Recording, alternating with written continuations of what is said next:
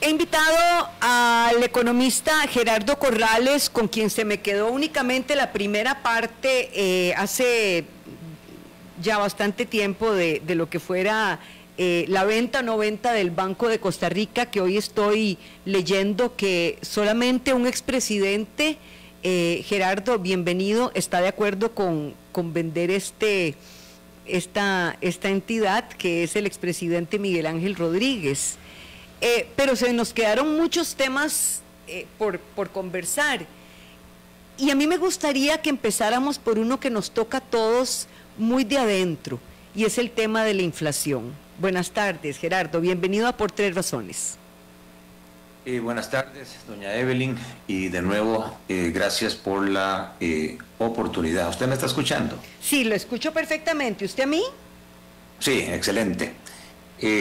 La felicito porque el último programa que tuvimos tuvo una repercusión que yo no esperaba, y pues me siento complacido de haber contribuido en cuanto a dar un poco más de información objetiva sobre el Banco de Costa Rica, aunque al final, como usted dice, es una decisión que va a terminar en criterios meramente políticos, no técnicos, y ahí pues privan otra serie de intereses.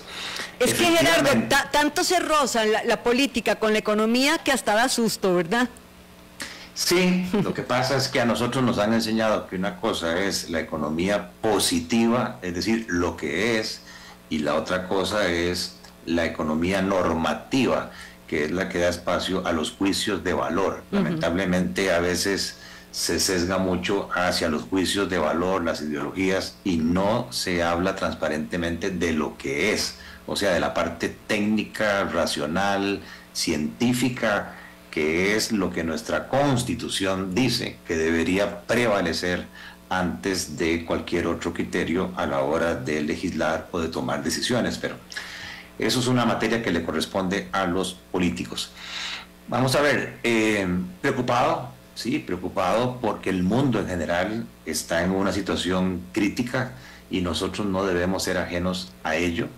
Se está hablando que cerca de 900 millones de personas en el mundo se acuestan con hambre, porque lo que está sucediendo es un problema de que las cosas están subiendo de precio, pero lo que más sube de precio es la comida, los alimentos y los combustibles, que en el caso de Costa Rica, en los quintiles de ingreso más bajos, esos dos rubros representan casi el 50% en lo que gasta la gente, sus ingresos. Y entonces sí, hemos visto cómo aceites, hemos visto cómo carne, pollo, verduras, tubérculos, tomates se han disparado de precio, pero significativamente, 40%, 50%, 60%. Y eso está haciendo que el índice que refleja o que acumula toda esa canasta de bienes, el último dato nos refleja en Costa Rica una inflación muy alta del 12.13%, y si tomamos en cuenta solo los alimentos, nuestra inflación es como del 20% y nos ubica dentro de los países de la OCDE en los primeros lugares de la inflación más alta de ese grupo de países. Entonces, pues sí, es de preocupación, porque de no hacer nada, esto lo que va a hacer es aumentar los niveles de pobreza. Gerardo, si se aprobasen los eurobonos en la Asamblea Legislativa, ¿tendría algún impacto sobre la inflación que estamos sufriendo los costarricenses, o una cosa no tiene nada que ver con la otra? No, sí, claro que tienen que ver, porque nuestro gobierno es un gobierno deficitario. ¿Qué significa esto? Que presenta un presupuesto a la Asamblea Legislativa para el año 2023 que pretende un gasto en el año de 18.700 millones de dólares. Y los impuestos solo alcanzan para 11.000 millones de dólares. Entonces, quien quiera que hubiese sido que ganase Figueres, Rodrigo Chávez, Villalta, el PUS, cualquiera, hubiese tenido el mismo problema. Y este problema lo venimos heredando desde el año 2008, con la crisis de las hipotecas. Y se ha venido tapando el hueco con deuda. Ya la deuda supera los 40.000 millones de dólares. Entonces, ¿qué está pasando? Que los bancos centrales del mundo, incluyendo el nuestro, para contener la inflación, siguen el libro de texto. Y el libro de texto dice que la inflación se contiene subiendo las tasas de interés. Y aquí el Banco Central nuestro, pucha, el ajuste que está haciendo de las tasas de interés es inédito. Del 0.75% ya las lleva en el 8,5%. Las tasas de interés que pagamos por los préstamos, por la casa, por todo. No, esas son las tasas de interés pasivas. Ajá. Esas son las tasas de interés que el Banco Central está tratando de que los bancos paguen a los ahorrantes. Esos se van a ver beneficiados, las unidades superavitarias. A los que les sobra la plata, sus ahorros se les van a pagar más. Pero desde el punto de vista de los bancos, van a tener que pagar más por sus recursos y eso se lo van a trasladar, ahora sí, a los deudores, que son 1.200.000 personas que tienen créditos en el sistema formal, la mayoría con tasas variables, y eso va a hacer que estos costos más altos haga que tengan que pagar intereses ya de 2 dígitos, incluyendo el gobierno. Es ahí donde el gobierno tiene que acudir al mercado interno y le quita recursos a las familias y a las empresas con tasas más altas, o sea, aumenta más los intereses. Y eso hace entonces que se genere una presión inflacionaria. En el tanto en que el gobierno tenga la posibilidad de buscar dineros más baratos en el exterior, no solamente reduce el pago de intereses de su deuda, sino que también no le mete tanta presión a los intereses locales, que evita entonces que las familias tengan que pagar más por sus cuotas de los créditos de hipotecas, de prendas, las empresas de sus proyectos de capital de trabajo. Y por eso me parece a mí que esta discusión de los eurobonos trasciende la situación del gobierno, y todos los costarricenses deberíamos estar atentos sobre ese tema. Que es un tema que se ha llevado también al marco político, porque los diputados no quieren aprobarle al gobierno lo que pide para no darle lo que ellos llaman un cheque en blanco. Bueno, sí, recuerden que este proyecto no lo presentó este gobierno, lo presentó el gobierno de Carlos Alvarado. La propuesta del texto original es que se le autorice al gobierno hasta 6.000 millones de dólares en deuda externa emitida en los mercados financieros internacionales, que se llaman eurobonos, en tractos anuales de 1.500 millones de dólares. Originalmente, como dijo alguien, un cheque en blanco, pero yo entiendo que en la Comisión de Económicos hay un grupo de diputados que empiezan a ponerle condiciones al gobierno. Por ejemplo, una de las condiciones más importantes es que el gobierno cumpla con la ruta de estabilidad fiscal y con los compromisos que asumió precisamente con el Fondo Monetario Internacional, cuando hace un par de años se firmó un crédito, una facilidad de crédito ampliada, y el fondo le dijo: ok, yo le voy a prestar estas platas, pero no de un solo golpe, porque usted, Costa Rica, nos ha mentido. Cada vez que nos ha dicho que va a poner orden en sus finanzas públicas, que va a recortar el gasto, que va a hacer reforma tributaria, miente y no cumple. Y la deuda y el gasto siguen disparando. Por eso yo, Fondo Monetario, ahora le voy a poner condiciones. ¿Qué condiciones puso el Fondo Monetario? La más importante: superávit primario. Que el gobierno mostrase que tiene disciplina fiscal, ya sea por ingresos o gastos, para que antes de intereses los impuestos le sobren respecto a los gastos. Y en el primer semestre de este año se está cumpliendo, y con creces. 1.3% del PIB le está sobrando al gobierno, casi 800 millones de dólares para pagar intereses, ¿verdad? Eso no se veía desde el año 2007. 2, que la deuda no siga creciendo, que haya un tope a la deuda. que se cumplió. Y 3, que la relación de deuda al PIB empiece a caer. Por eso yo creo que esta misión que está aquí, le va a decir a las autoridades, cumplió, el gobierno de Costa Rica cumplió y yo voy a seguir haciendo los desembolsos semestrales con los cuales me había comprometido. Hay 2 metas más que no corresponden al gobierno, sino al Banco Central, donde yo creo que nos quedamos, y es ahí donde quizás el fondo nos va a levantar la tarjeta roja. ¿Cuáles serían?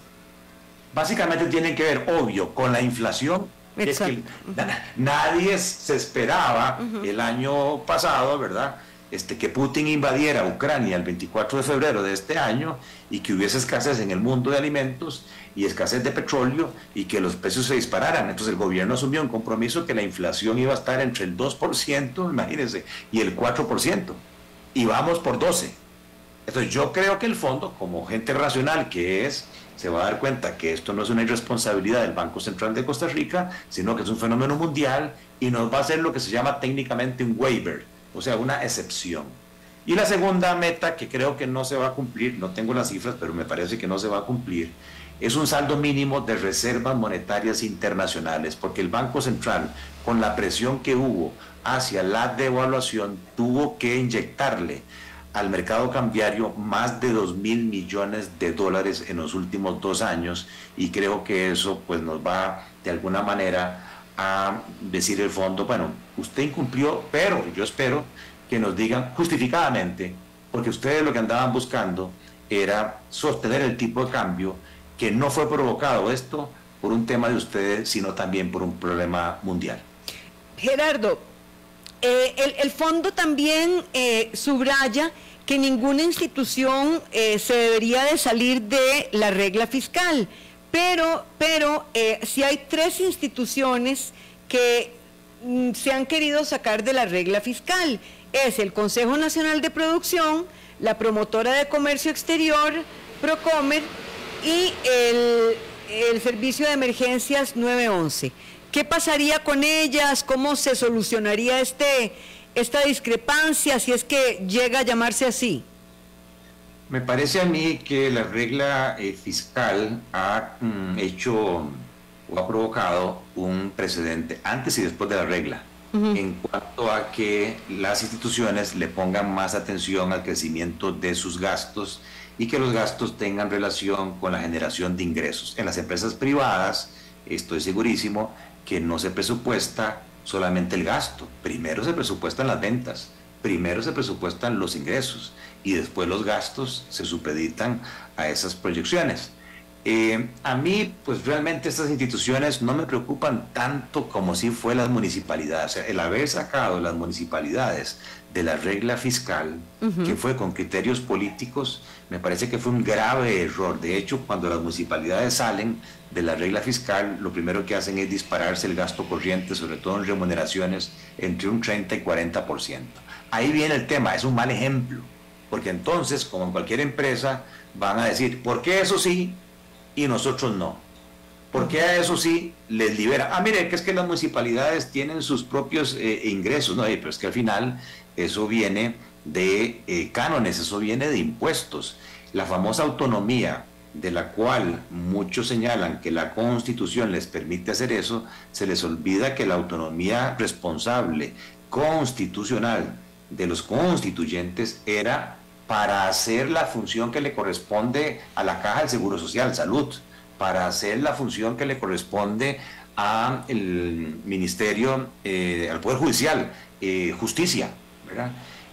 Para hacer la labor que le corresponde a las universidades, educación. Ahí no se puede meter nadie más que los entes especializados, pero pretender que esa autonomía se interprete que yo soy una isla y que los problemas deficitarios y los problemas de falta de ingresos del gobierno no me tocan a mí y que mis empleados sí pueden tener aumentos por inflación o mayores, me parece que eso no es de recibo. En cuanto a Consejo de Producción, yo sinceramente me pregunto cuál es el rol estratégico del Consejo de Producción en este país en este momento. No corresponde más bien tener la valentía de decir, no, esto no tiene ningún sentido sostenerlo. Procomer, a mí me parece que es una excelente institución, pero yo creo que Procomer por sí sola se puede sostener, y el único que yo tendría alguna consideración de sacarlo de la regla porque tiene sus ingresos y además por la importancia que tiene para mucha gente, porque es de motivos de emergencia, es el 911.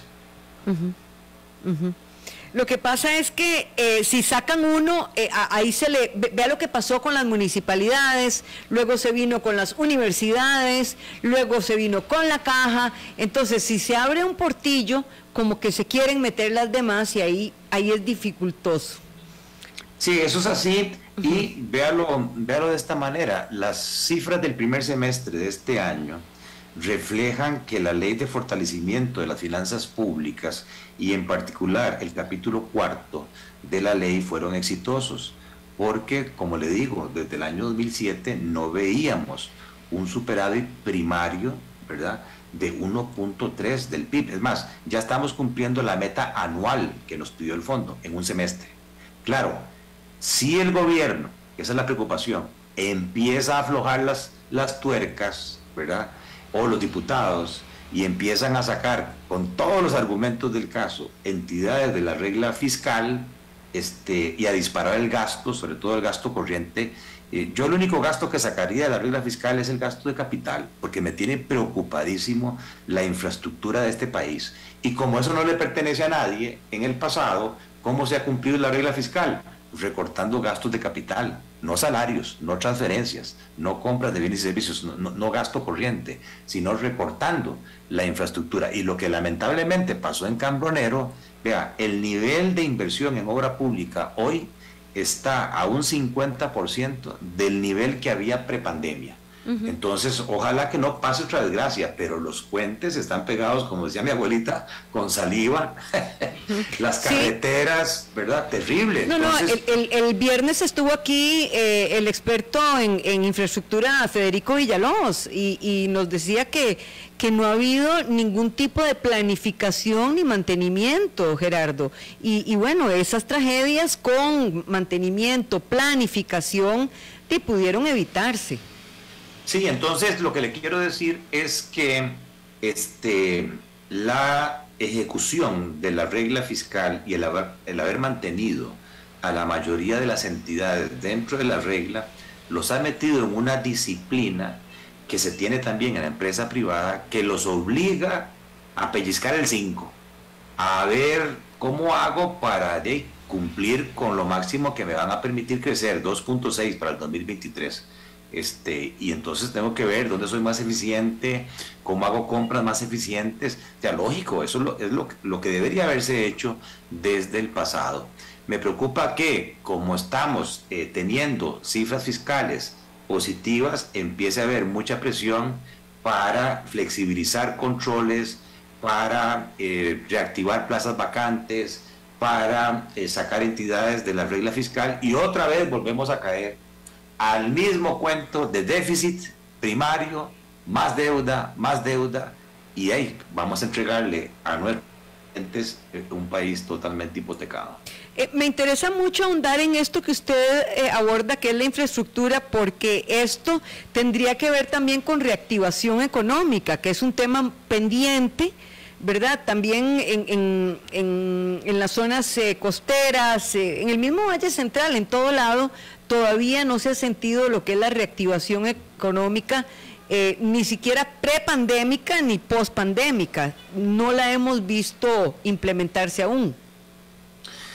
Sí, en esto me parece a mí que en general todos los técnicos especialistas tenemos que ser transparentes con la ciudadanía.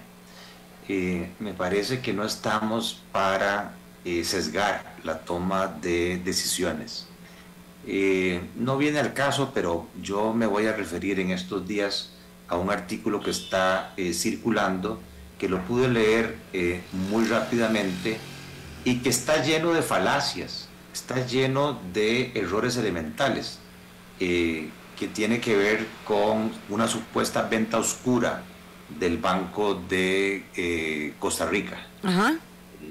Cosa que ya desde el arranque se empieza mal porque me sorprende muchísimo a quien yo respeto, Jaime Ordóñez, y a una señora Montserrat Botey, que es economista que no conozco. Y ahí dicen que el banco se está dando como un regalo, que se está regalando el banco, porque debería venderse en un 700% más de los 1.800 millones de dólares que mencionó el presidente.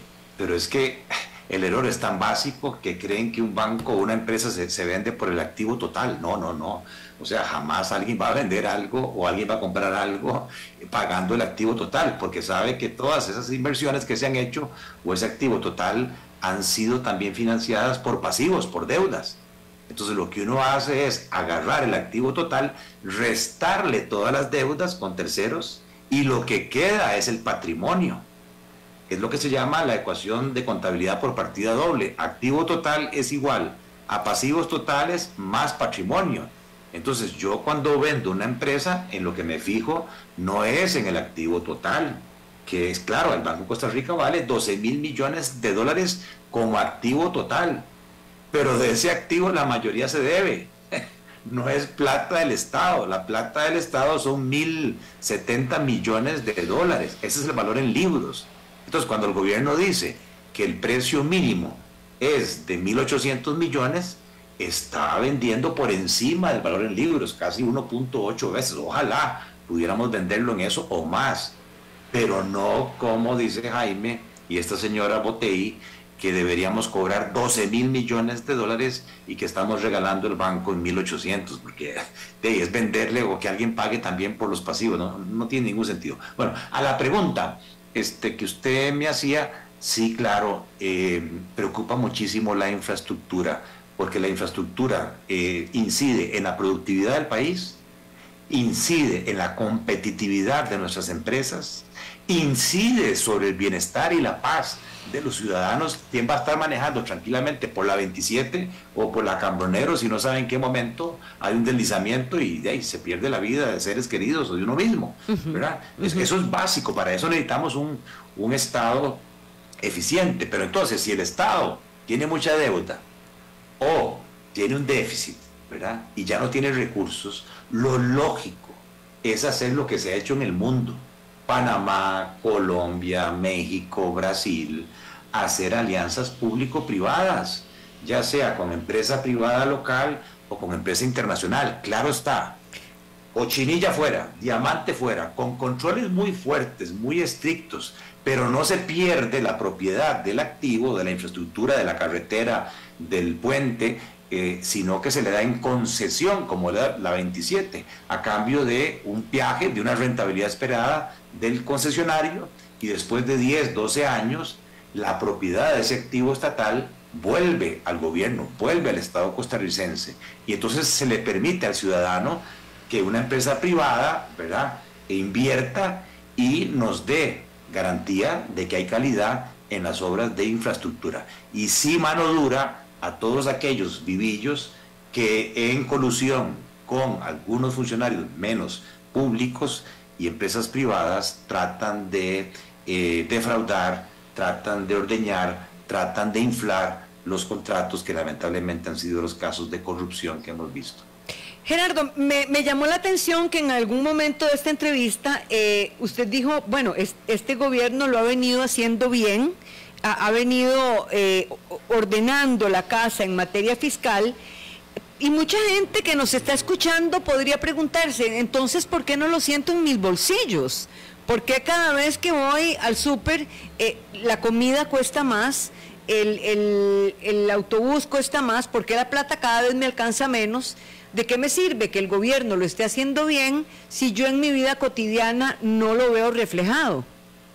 Claro, yo no le resto méritos a este gobierno, están haciendo las cosas bien, pero recuérdese que también esto viene de gobiernos pasados y de congresos pasados, donde con visión país se logró una ley, ¿verdad?, de fortalecimiento de las finanzas públicas. La oposición, ¿verdad?, le ayudó al gobierno de turno a pasar esa ley. Recuerde que en el 2018 casi nos vamos en el despeñadero, tuvieron que sacarse letras del Tesoro, ¿verdad?, cosa que no se había hecho desde hace muchos años. El país estuvo a punto de una bancarrota. Con esa visión país se aprobó una ley que está dando los resultados ya, porque la mejoría mayor que se está viendo es en los ingresos, mayor recaudación, más eficiencia en la recaudación de los tributos del gobierno. Ahora, ¿por qué no estamos viendo esa mejoría? Por una situación externa, que es la que yo les estaba mencionando, la herencia en prácticamente 2 años. Es que somos una generación tan salada que en 2 años, sí, ¿verdad?, hemos tenido pandemia, ¿verdad?, hemos tenido crisis de contenedores y en pleno siglo XXI un conflicto bélico mundial. O sea, por más Rodrigo Chávez, por más José María Figueres, por más Antonio Álvarez, por más Villalta, cualquiera que estuviera ahí, Mandrake, Houdini, imposible. Más bien la cosa hubiese sido peor si las finanzas públicas no se hubiesen saneado, porque tendríamos tasas de interés más altas, tendríamos una inflación más alta. Gracias a Dios y a la Virgen del Rescate de Ujarrás, de la cual soy creyente, por dicha, las finanzas públicas están estables, porque si no la cosa hubiese sido peor. Volviendo a la visita esta del Fondo Monetario Internacional, debemos verla como una visita de cortesía, de revisión, de asesoría, de chequeo. Es decir, ellos apuntaron a aumentar los ingresos vía tributos, pero de manera progresiva. Es decir, aquí hay una línea que están dando muy clarita. Entonces, ¿cómo la catalogaría usted, Gerardo? Es normal, como cuando una empresa o una familia firma un contrato de crédito con un banco, el contrato dice que la familia y la empresa se compromete con el acreedor a recibir visitas periódicas para ver, digamos, el estado de la casa, el estado del carro, el estado de la maquinaria, de la planta de producción. Igual acá, es un contrato de crédito. Costa Rica firmó un contrato de crédito con un acreedor internacional que se llama el Fondo Monetario Internacional. Es un crédito por $1.800 millones que no se gira de un solo golpe, sino que el contrato dice que son 6 desembolsos. Un desembolso por cada semestre. Pero para poder girar, ¿verdad?, los 300 millones de cada tracto semestral, se tiene que recibir una inspección, una misión del Fondo Monetario, y eso es lo que está ahora en el país. Viene un grupo de economistas, financistas grande a revisar si todos los compromisos que el país dijo que iba a hacer se están cumpliendo. Pero además ellos, como son expertos en esta materia y están viendo la situación del mundo, aprovechan su visita para no solamente escuchar a terceros, ¿verdad?, sino también para reunirse con el Banco Central, para reunirse con el Ministerio de Hacienda, para reunirse con el gobierno y el presidente.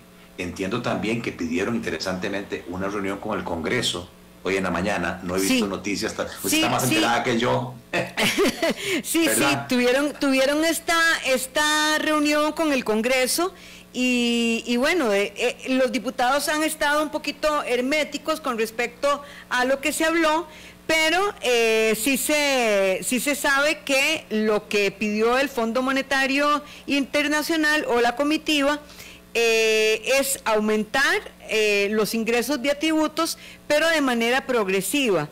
Y además que los representantes del Fondo Monetario Internacional, acerca de los intereses a la deuda que tiene Costa Rica, dijeron que pueden subir, que es prácticamente inevitable de que sí suban.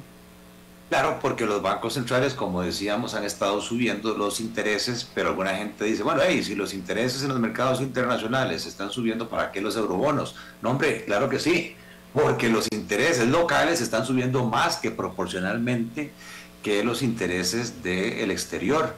Entonces, para el vencimiento que viene de un eurobono en enero, que lo tenemos ya a la vuelta de la esquina, por más de $1.000 millones, lo interesante es que el país busque las fuentes de financiamiento más baratas. Interesante, Evelyn, el déficit que tiene ya el gobierno, ¿verdad?, el déficit total no es como en el pasado, no es como en los últimos 20 años, que es una composición de exceso de gasto antes de intereses sobre ingresos más intereses. No, porque ya el gobierno tiene superávit primario.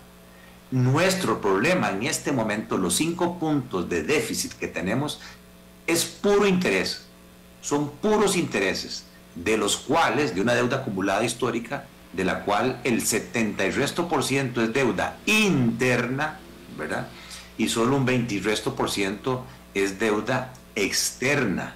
Nuestro mercado interno es tan pequeñito que cada vez que las familias, las empresas, el gobierno salen a captar plata aquí, presionan los intereses hacia arriba y eso le dificulta los costos a las familias y a las empresas. Hay que sacar al gobierno y buscar fondos más baratos, ya sea de multilaterales o a través de la vía de los eurobonos. Y ahí a mí me parece que las dos alternativas de las cuales se han hablado, aprobar solo 1.500 millones de dólares, ya sea porque el presidente me cae mal, ya sea porque es un gobierno gastón, ya sea porque entonces yo lo voy a obligar a que venga todos los años aquí a la asamblea y ahí lo voy a poner contra la pared para que negociemos proyectos.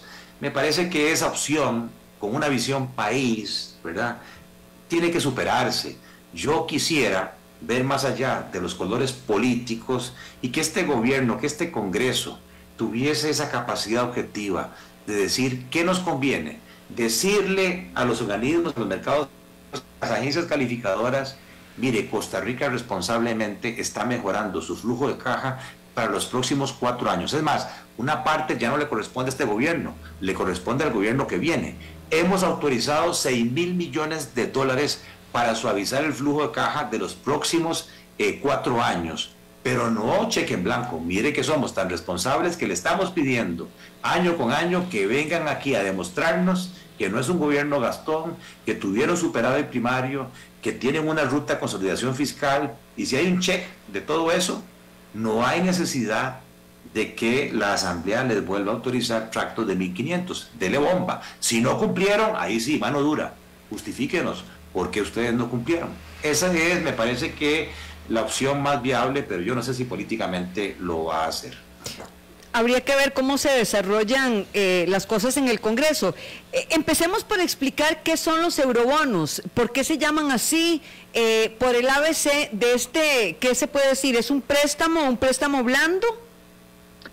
Hay distintas fuentes de financiamiento, así como una persona o una empresa cuando va a financiar su casa o un proyecto piensa, bueno, yo podría financiar esto con un préstamo de un banco, o yo podría financiar esto con una cooperativa, o yo podría financiar esto con una deuda de amigos o de familiares, o yo podría financiar esto, ojalá que no, con el gota a gota colombiano. Lamentablemente mucha gente está cayendo en eso, ¿verdad? Lamentablemente. Son distintas fuentes de financiamiento que tienen sus pros y sus contras. Bueno, igual los gobiernos. Hay distintas fuentes. Las más baratas y las más recomendables son los financiamientos vía préstamos que vienen de organismos multilaterales, como el Banco Centroamericano, el Banco Mundial, el Fondo Monetario, el BID, porque no son entidades con fines de lucro, tienen las mejores condiciones de plazo y de tasa de interés. En segundo lugar están los eurobonos. Se llaman así porque hace muchos años se hizo una emisión de los Estados Unidos que fue de bonos, de títulos de deuda, que fue negociada en Luxemburgo, fuera del mercado americano, y por eso se le llamaron eurobonos, bonos negociados en los mercados europeos. Y ese nombre se quedó para toda aquella deuda externa que un país soberano emita fuera de su territorio nacional, que sea comprada fuera del territorio nacional, se les llama eurobonos. En este caso en particular, lo que se haría si se aprueba la ley es que el país iría a ofrecer esos bonos, 1.500 millones de dólares, en los mercados financieros de Nueva York, de los Estados Unidos. Hay que hacer lo que se llama un roadshow.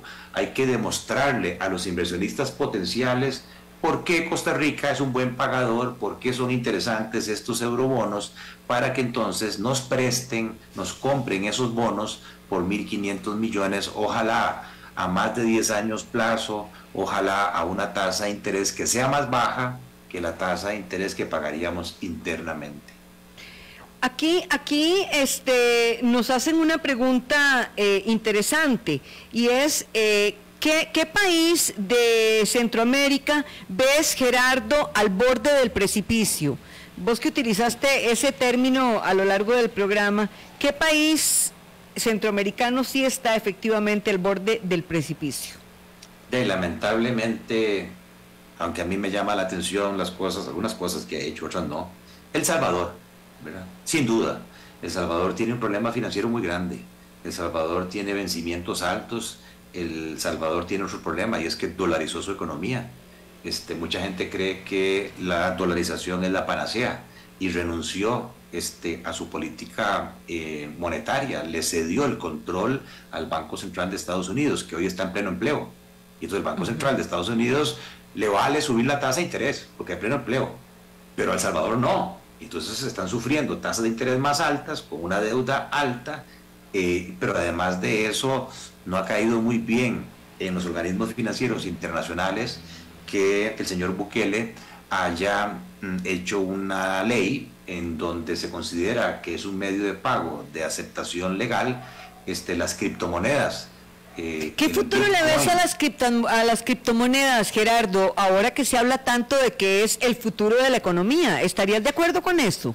Bueno, yo creo que más que las criptomonedas, el lenguaje o la plataforma que está detrás de eso, ¿verdad?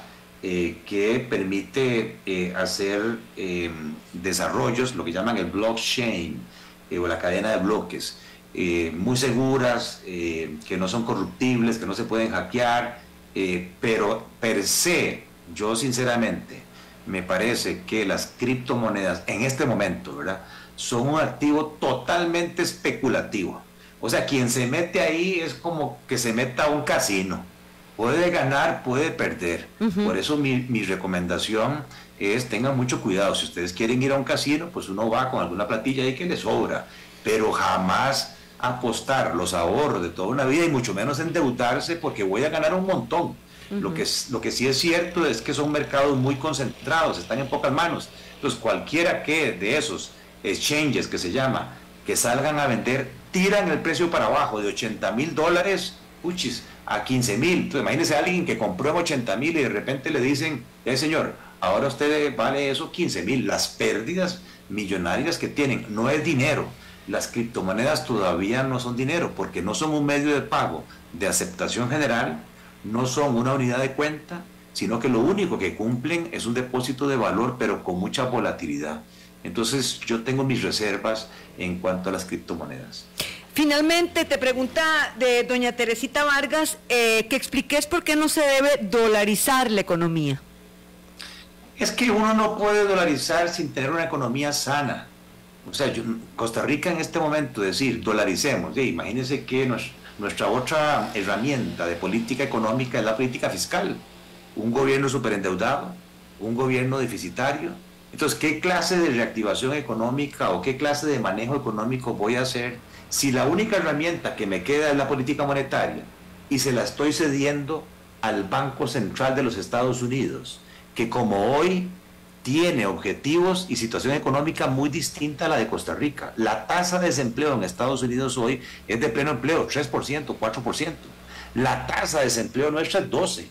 Entonces, en Estados Unidos en este momento lo que dicen es, la inflación es lo que más nos preocupa, va por el 8% interanual, suban la tasa de interés lo que quieran, eso va a tener un efecto recesivo sobre el consumo y la inversión y va a generar desempleo, pero no les importa porque está en pleno empleo. Pero claro, si mi política monetaria yo se la di al Banco Central gringo, voy a tener que chuparme esos altos intereses y me van a causar localmente una recesión, una caída en la producción que al no tener una política fiscal sana, la variable de ajuste va a ser la más desagradable.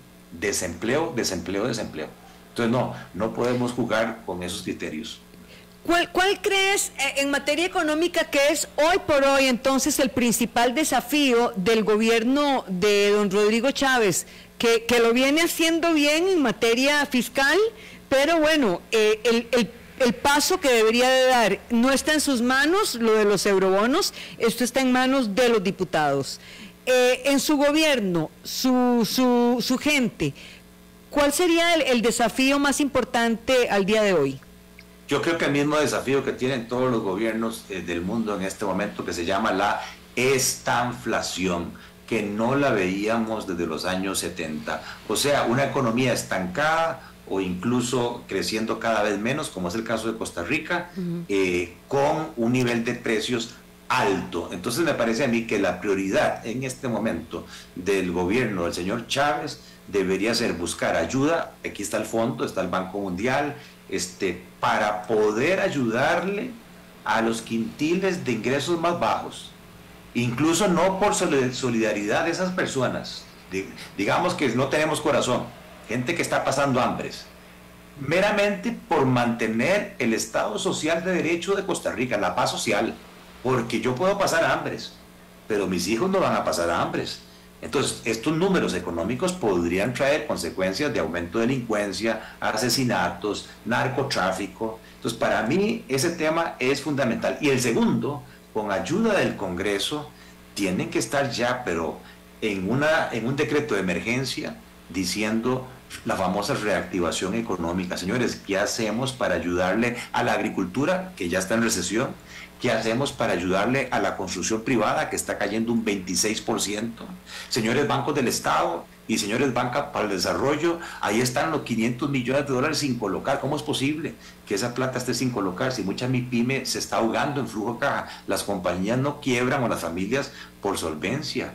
Las compañías y las familias quiebran porque no tienen plata en la bolsa. Liquidez, ayudémosles, démosles un respiro en el flujo de caja, facilitándoles acceso a esos fondos que están sin colocar a una tasa de interés del 4%.